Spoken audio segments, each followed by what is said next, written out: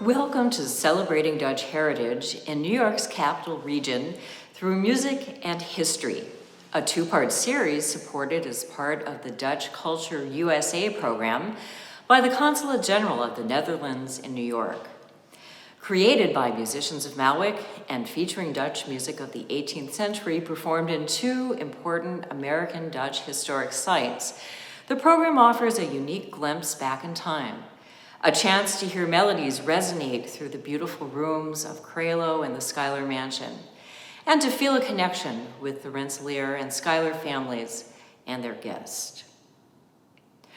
My name is André Schwartz, and I am the director and founder of the Musicians of Malwick, a chamber ensemble in residence since the year 2000 at the Schuyler Mansion State Historic Site in Albany, New York.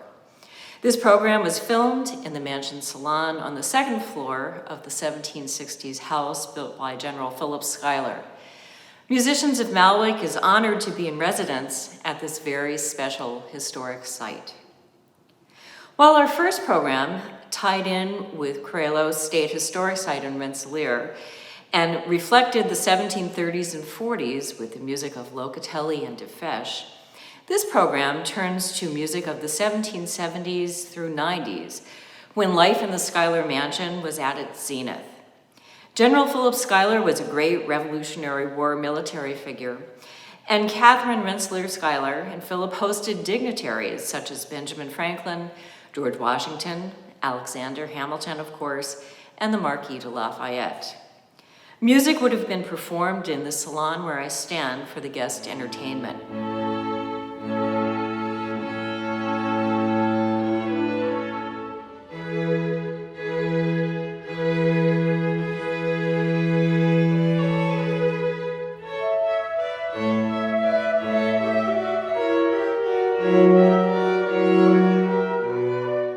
Welcome to Schuyler Mansion, the 18th century Georgian home of Revolutionary War Major General Philip Schuyler, his wife Catherine van Rensselaer Schuyler, and their household, which consisted of 8 children and numerous Black, African, and slave. Both Philip and Catherine were of Dutch descent, their ancestors coming to New Netherland in the mid-17th century and settling at Beverwyck, as Albany was called by the Dutch at that time. In the Schuylers' case, the family made their fortune in the colony through participation in the fur trade, land speculation, and advantageous marriages. The original Van Rensselaer, on the other hand, was a diamond and pearl merchant who established a manor estate called Rensselaerwyck.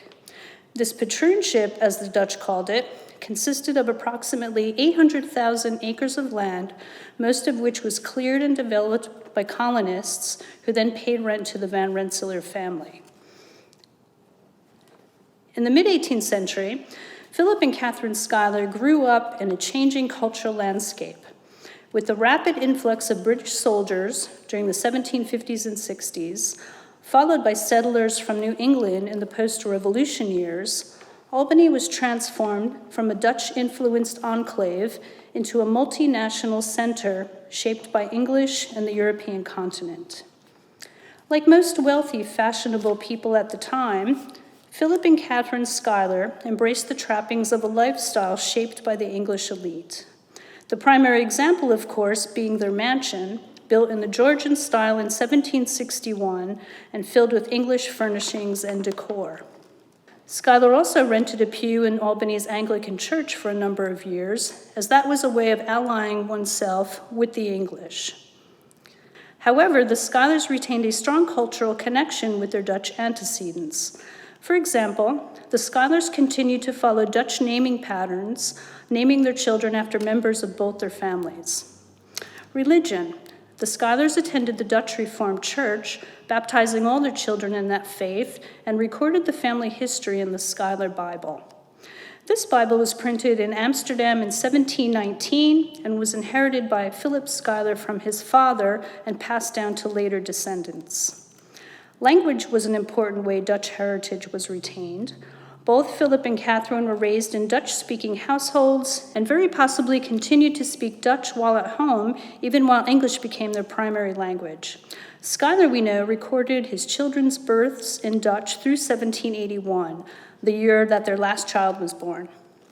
Lastly, the Schuylers retained family objects, heirlooms that were handed down to later generations.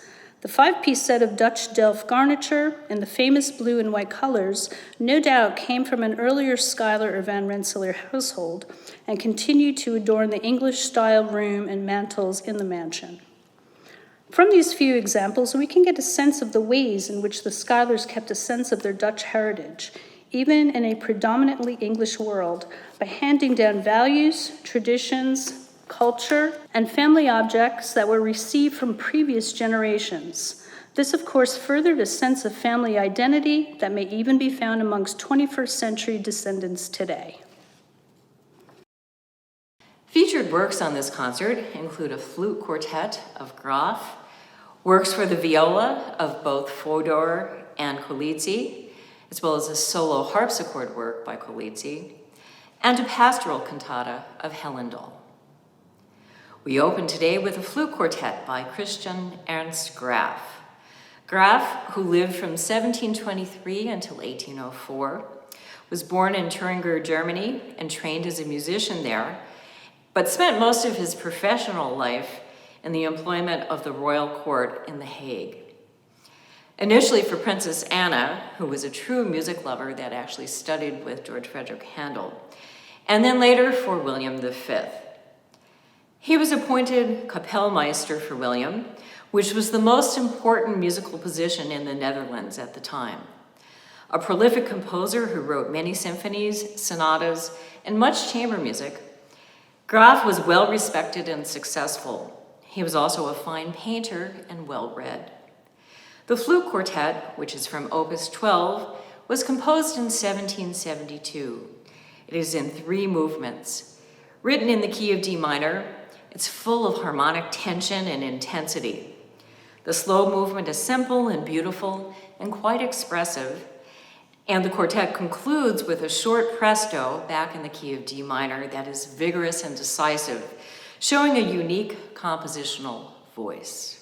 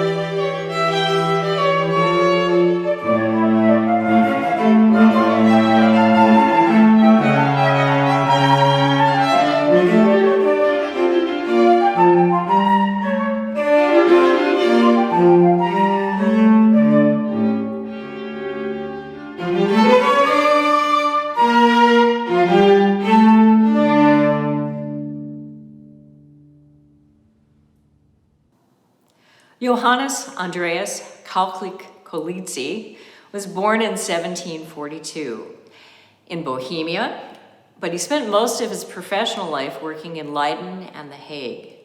He composed orchestral works, including overtures and concerti, and also worked on a set of published Dutch hymns. While in The Hague, where he moved in 1777, he taught keyboard to the future William I. The Opus 4 viola sonatas were published in 1779.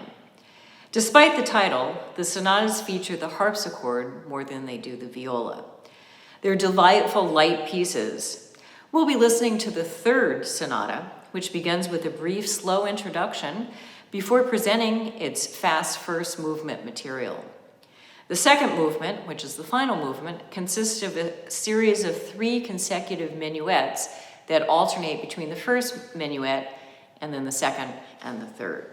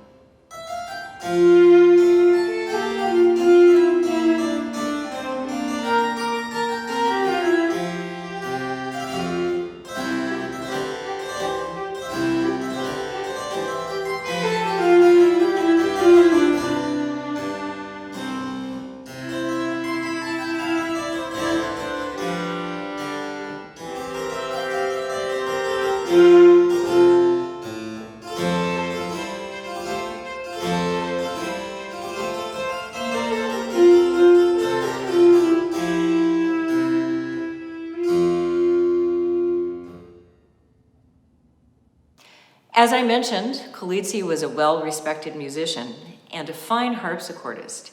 In fact, he was appointed harpsichordist of the musical chapel of the Stadtholder in The Hague, probably the most prominent harpsichord position in the country. In 1789, an English composer named Stephen Storris wrote a very successful opera called The Haunted Tower. And many composers took the melodies from the famous songs in The Haunted Tower and used them in various ways. Coletti wrote a set of variations on what he called a favorite air from The Haunted Tower, which he published in 1793.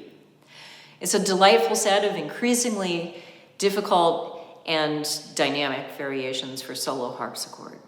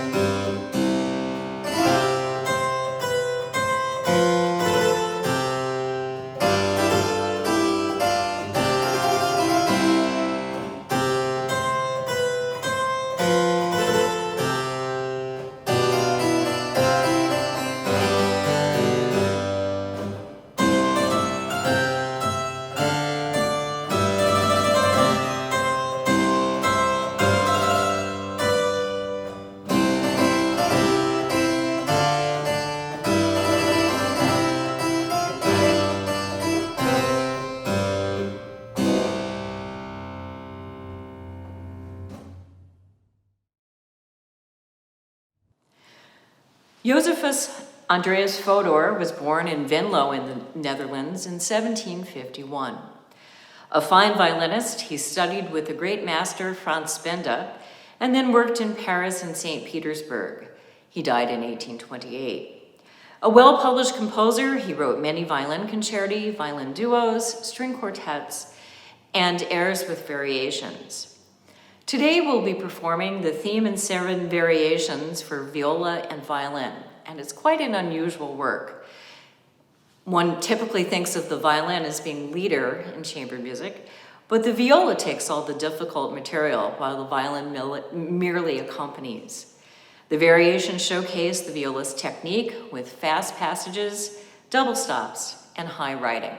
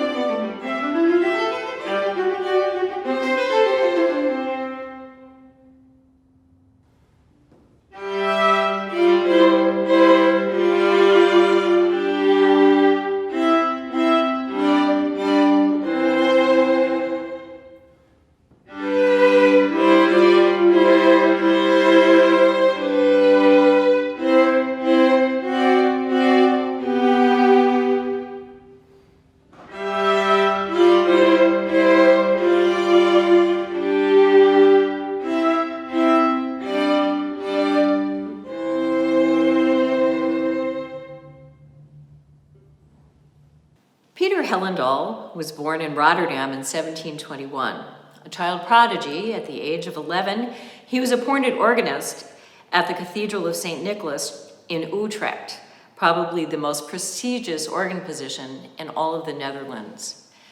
An equally gifted violinist, Pieter Hellendaal, came to the attention of the Amsterdam city secretary, who financed a 6-year program of study at the prestigious Giuseppe Tartini Institute in Italy. After completing his work there, Hellendaal returned to freelance in Amsterdam. But life was very difficult without steady employment, and he decided in 1752 to move to England with his family, where he would remain as a quite successful violinist and composer and organist for the rest of his life. He began working in London initially, coming to the attention of Handel, who employed him as a violinist in his opera orchestra and also promoted him as a soloist. Then in 1762, looking for a more steady position, Hellendaal was hired as the court organist for the Pembroke College in Cambridge, and he would spend the rest of his life there. We'll be performing as our final work today, the pastoral cantata, Stefan and Myrtilla, written in 1785 by Hellendaal. It's a work for solo singer with flute, transverse flute I should say, which is the flute that's played this way, transversely, rather than like a recorder, and basso continuo. This story tells the love of a young swain for a nymph and describes his frustrations in wooing her. And we feel very fortunate to be able to be performing this work. It's probably the American premiere. And the manuscript left many questions for us to solve in terms of the writing, particularly for the flute.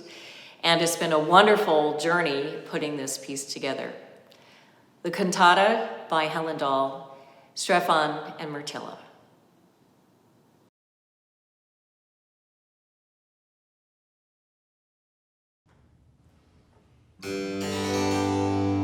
Young Stefan once the bonniest swain, the pride and glory of the plain. But see,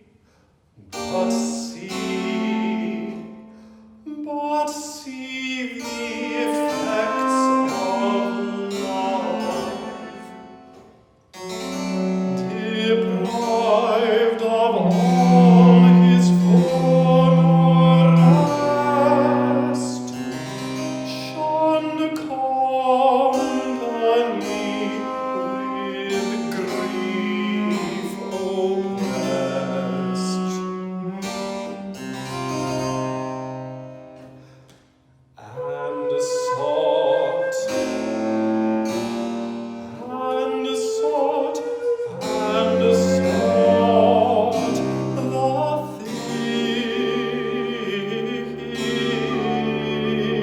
thickest grove.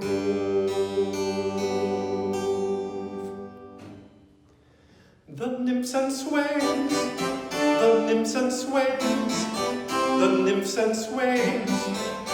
all strove to find what was disturbed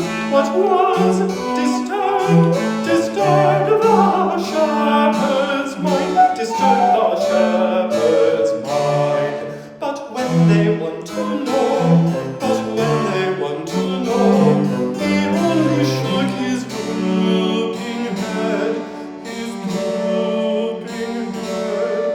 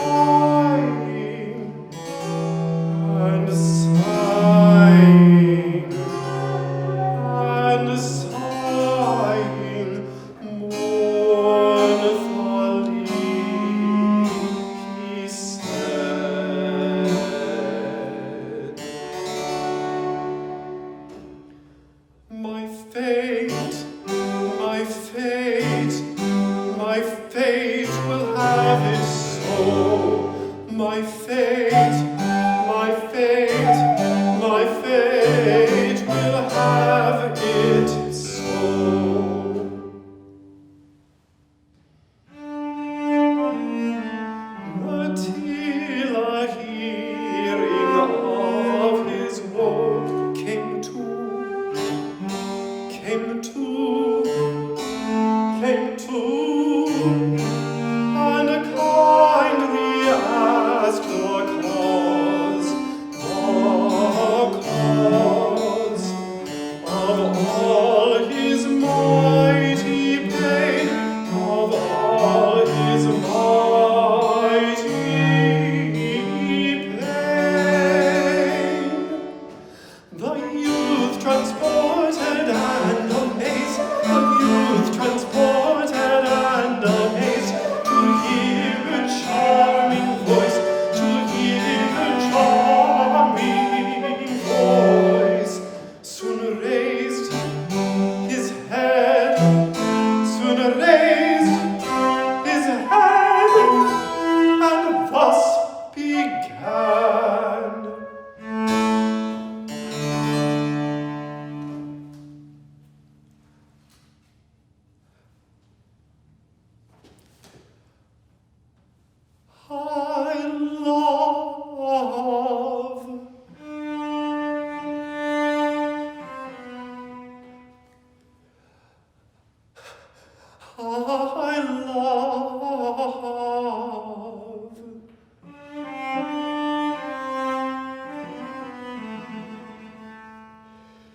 I love, but 'tis a nymph so fair, so fair, so fair, a nymph so fair,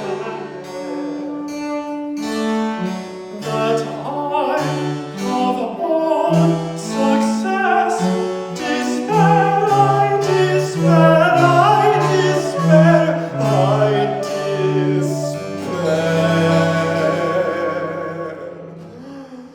Of all success I despair, I despair. Of all success I despair, despair. Of all success I despair, I despair. Of all success, and not expect but scorn, and not expect but scorn. But oh, forgive, incensed by you, if further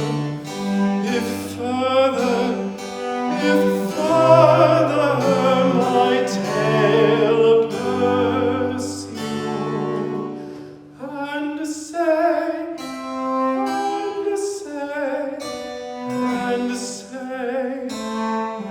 and say,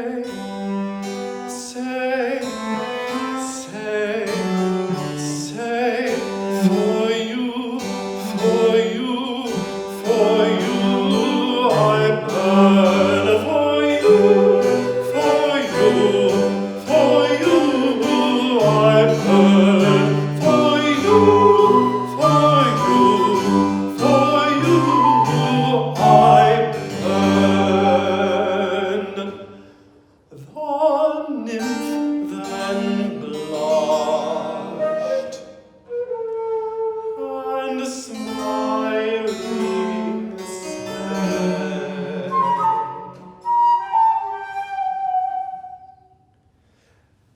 and is it thus?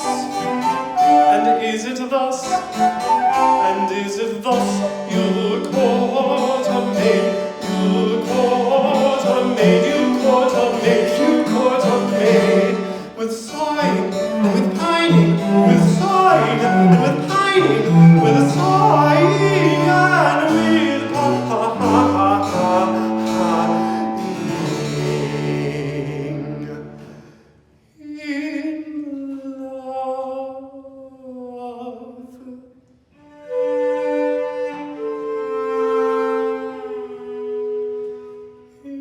in love.